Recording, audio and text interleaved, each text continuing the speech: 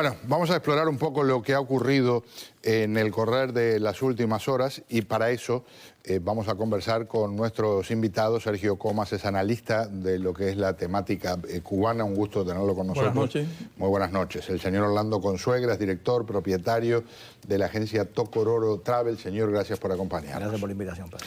La información va en estos datos que compartimos ahora.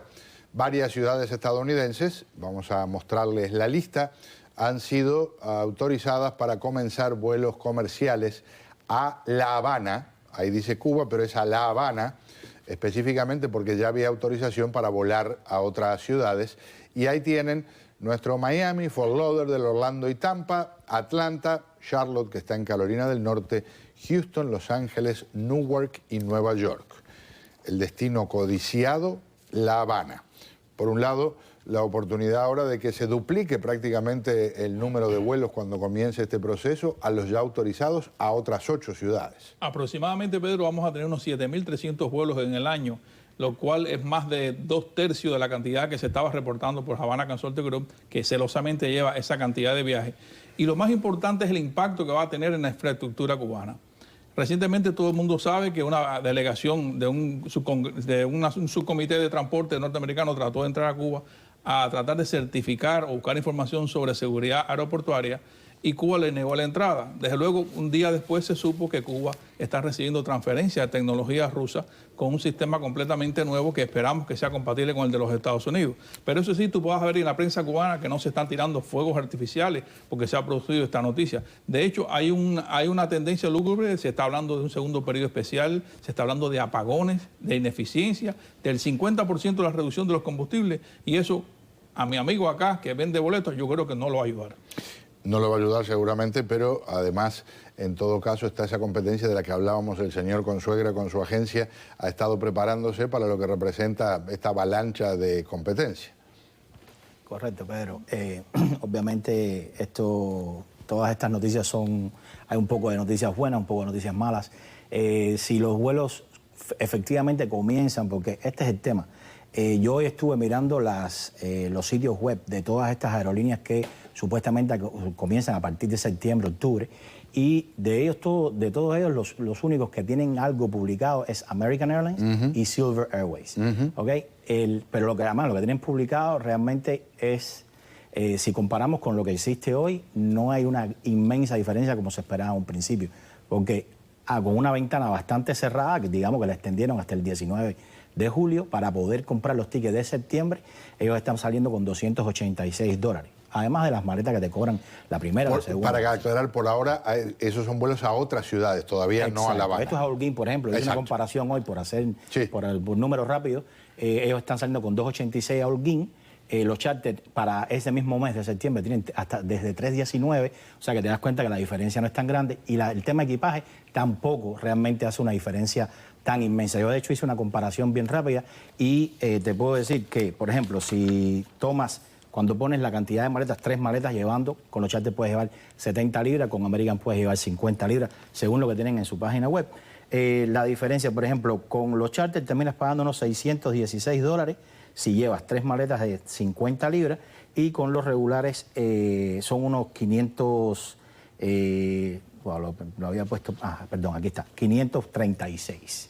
O sea, que no es realmente, cuando tú llevas a cabo una comparación estricta, te das cuenta que la diferencia no es tan grande como esperábamos, como todos deseábamos. Y lo que decía Sergio acá, efectivamente, todas estas noticias del tema de reducción del combustible, de la posible entrada a un segundo, un tercer periodo especial, obviamente no ayuda a esto. Pero la realidad que veo es que todas estas aerolíneas que deben empezar en septiembre todavía no tienen nada publicado. Claro, nosotros habíamos mencionado lo de American, pero hay que tener en cuenta que American, por ejemplo, inicialmente andaba en 400 y tantos dólares, que nosotros nos quedamos asombrados porque dijimos, caramba, esto es incluso más caro que lo que se está cobrando en los charters, y después aparecieron con ofertas que los llevaron hasta $198 a la semana de lo que se dijo inicialmente. Hoy le preguntamos a Alexis Arancoello, que es vocera de American, por precios y fechas, hablando de La Habana. Hoy el Departamento de Transporte nos dio la autorización para viajar a La Habana y entonces ahora hay un proceso de 2 a 3 semanas de apelación. Ya cuando pase ese tiempo de 2 o 3 semanas de apelación, ya el Departamento de Transporte nos va a dar la autorización final, esperamos en agosto, de que ya podemos empezar a volar a La Habana. Y ya cuando nos den esa autorización, en 90 días después de eso, vamos a empezar a volar. Así que ya vamos a empezar a volar a La Habana en noviembre. No puedo especular sobre los precios, siempre vamos a ser competitivos y siempre tiene que ver con la demanda que hay con los pasajeros que quieren volar a Cuba. Lo que sospecho es que en la medida que se sumen varias aerolíneas, va a haber una inevitable competencia entre ellas y por lo menos inicialmente es posible que haya una bajada de precios, pero ver para creer en términos prácticos. Sí, esa última parte tuya es muy interesante, Pedro, de competencias y precios. Por ejemplo, FedEx ha sido mucho más cauto y de hecho no está participando en esta fiera competencia de La Habana, se ha ido a Varadero con sus pequeños aviones Cessna a hacer unas entregas de paquetería para observar cómo se desarrolla, yo creo, el impacto que va a tener este aluvión de gente llegando a La Habana. Y básicamente sí, eso que dice la señora es un periodo que se da para que las aerolíneas presenten sus planes de vuelo y en 90 días tienen que estar ya acatando lo que se disponga, porque esto todavía es provisional. Claro. O sea, esto es una propuesta de un comité al gobierno y que se va a abrir. Y de hecho Cuba le ha hecho un favor al no dejar entrar a esos críticos de Obama. Bueno, no, lo de La Habana no es una propuesta, es el Departamento de Transporte. No, lo que quiero decir es la implementación es fija en 90 días.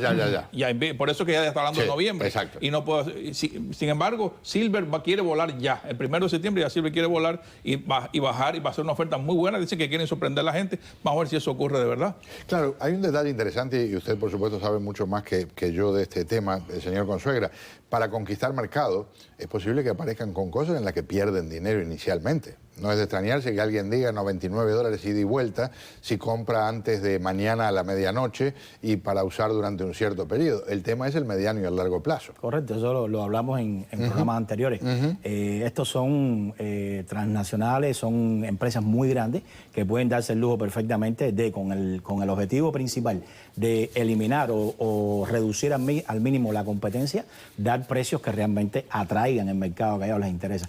Una notica, Pedro, en el sitio de American Airlines hay una nota que nadie ha hablado de ella, pero a mí me llamó mucho la atención, porque yo sé lo que hay detrás de todas esas cosas. Y dice que esos vuelos están sujetos a aprobación gubernamental. Estoy hablando del vuelo de Holguín. Ese vuelo está aprobado por el gobierno de los Estados Unidos. Claro, del gobierno cubano falta la aprobación. Exactamente. Estamos hablando de que todo esto es el sueño dorado de todos, pero ahí faltan todavía permisos, que me imagino que son los permisos que Cuba tiene que implementar y aprobar.